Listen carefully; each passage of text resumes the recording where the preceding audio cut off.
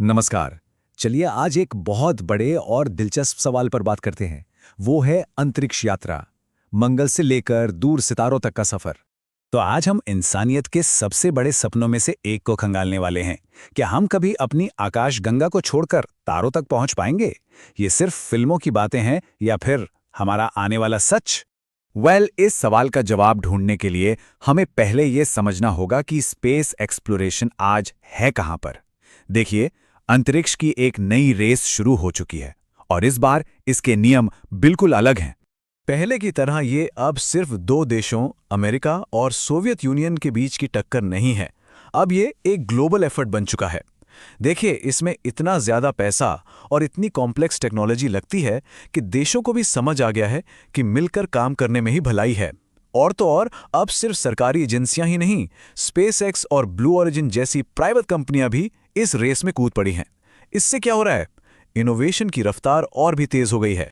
और इस नए दौर में भारत जैसे देश एक बहुत बड़ा रोल प्ले कर रहे हैं। हमारा गगनयान प्रोग्राम जो इतना एम्बिशियस है, उसका मकसद भारतीय एस्ट्रोनॉट्स को पृथ्वी के ऑर्बिट में भेजना है। ये दिखाता है कि इस ग्लोबल स्पेस रेस में भारत कितने मजबूती से अपने कदम बढ़ा रहा है। और सुनिए, ये सिर्फ देश की शान की बात नहीं है, इसके पीछे बहुत बड़ा बिजनेस भी है। हमारा इसरो एक ऐसा रीयूजेबल मॉड्यूल बना रहा है जो पता है क्या कर सकता है? वो 2030 तक स्पेस टूरिज्म को हकीकत बना सकता है। और कीमत लगभग 6 करोड़ रुपए एक ट्रिप का। सोचिए जरा। तो ठीक है, सब मिलकर काम कर रहे हैं, नई नई टेक्नोलॉजी आ रही है, पर अगला स्टॉप क्या है? हम जाना कहां चाहते हैं? फिलहाल हमारी नजरें दो जगहों पर टिकी हुई हैं। एक तो हमारा अपना चांद और दूसरा लाल ग्रह यानी कि मंगल। हम दशकों पहले चांद पर जा चुके हैं ना। अब हम वहां वापस जाने की तैयारी कर रहे हैं, लेकिन इस बार मकसद बड़ा है। चांद एक तरह से हमारा लॉन्च पैड होगा मंगल की तरफ एक बड़ी छलांग लगाने के लिए। और यकीन मानिए, नासा से लेके इसरो तक दुनिया की हर बड़ी स्पेस एजेंसी की प्लानिंग में मंगल सबसे ऊपर है। लेकिन मंगल पहुंचना कोई आसान काम नहीं है। ये सिर्फ एक लंबी यात्रा नहीं, बल्कि कई बेहद खतरनाक स्टेजेस की एक सीरीज है।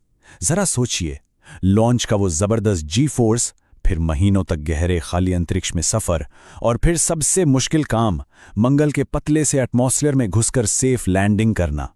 हर एक कदम पर जरा सी चूक और सब खत्म। रॉकेट और इंजीनियरिंग की चुनौतियां तो हैं ही, पर एक और बहुत बड़ी चुनौती है हमारा अपना शरीर। डीप स्पेस यानी गहरा अंतरिक्ष इंसानी शरीर के लिए एक बेहद बेहद खतरनाक जगह है। यह सिर्फ एक इंजीनियरिंग प्रॉब्लम नहीं है, ये एक बायोलॉजिकल प्रॉब्लम भी है। वहां एस्ट्रोनॉट्स को एक ऐसे दुश्मन का सामना करना पड़ता है जो दिखाई नहीं देता। पृथ्वी की प्रोटेक्टिव शील्ड के बाहर कॉस्मिक रेडिएशन लगातार उनके सेल्स को डैमेज करता है। जीरो ग्रेविटी में हड्डियां इतनी तेजी से कमजोर होती हैं मानो वो गल रही हों। मांसपेशियां भी खत्म होने लगती हैं और इन सब का दिमाग पर भी बहुत गहरा असर होता है। ये ऐसे खतरे हैं जो जिंदगी भर साथ रह सकते हैं। और कड़वा सच ये है कि इनमें से ज्यादातर हेल्थ प्रॉब्लम्स का हमारे पास अभी तक कोई पक्का इलाज नहीं है, कोई पक्का सोल्यूशन नहीं है। और यही चीज मंगल जैसे लंबे मिशन के रास्ते में सबसे बड़ा रोड़ा बनी हुई है। चलिए, मंगल तो ठीक है, पर अगर हमें अपने सोलर सिस्टम से भी बाहर जाना हो, तारों तक, उसके लिए तो हमें स्पीड ऑफ लाइट की लिमिट को तोड़ना होगा।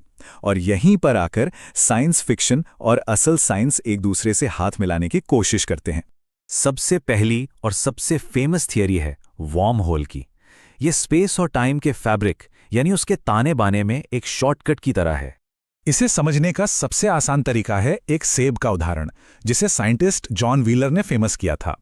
सोचिए, एक कीड़े को सेब की एक तरफ से दूसरी तरफ जाना है। वो पूरी सतह पर रेंग कर लंबा रास्ता क्यों लेगा? वो तो सीधे सेब के बीच से एक छेद बनाकर निकल जाएगा। एक शॉर्टकट। थ्योरी के हिसाब से वॉर्म होल स्पेस में दो बहुत दूर की जगहों के बीच ठीक यही काम करता है। फिर एक और कमाल का आइडिया है जिसे कहते हैं अल्क्यूबियर ड्राइव या वार्प ड्राइव। इसमें स्पेसशिप स्पेस के अंदर ट्रैवल नहीं करता, बल्कि ये अपने आसपास के स्पेस को ही मोड़ देता है। अपने आगे के स्पेस को सिकोड़ता है और पीछे के स्पेस को फैलाता है। एक तरह से ये स्पेस की लहर पर सर्फिंग करने जैसा है। लेकिन यहां एक बहुत बड़ी लेकिन है। ये याद रखना जरूरी है कि ये दोनों ही आइडियाज, वॉर्म होल और वार्प ड्राइव, अभी के लिए सिर्फ थ्योरी हैं। मतलब कागज पर आइंस्टाइन की इक्वेशंस में ये पॉसिबल लगते हैं, पर असलियत में किसी ने आज तक इन्हें देखा नहीं है। ये अभी भी साइंस फिक्शन के ज्यादा करीब हैं। तो ये सारी टेक्नोलॉजी, ये सारी चुनौतियां, ये सब हमें कुछ बहुत बड़े और गहरे सवालों पर वापस ले आती हैं। इंसानियत के भविष्य से जुड़े सवाल। इतनी सारी टेक्निकल और बायोलॉजिकल मुश्किलों को देखते हुए क्या ये सोचना भी सही है कि हम एक मल्टीप्लैनेटरी स्पीशीज बन सकते हैं? क्या ये सच में एक रियलिस्टिक गोल है? और ये हमें एक आखिरी सवाल पे लाके छोड़ देता है, शायद सबसे जरूरी सवाल।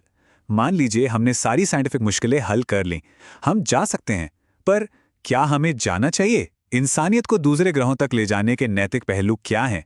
इसके नतीजे क्या होंगे? शायद इसका जवाब तो वक्त ही देगा।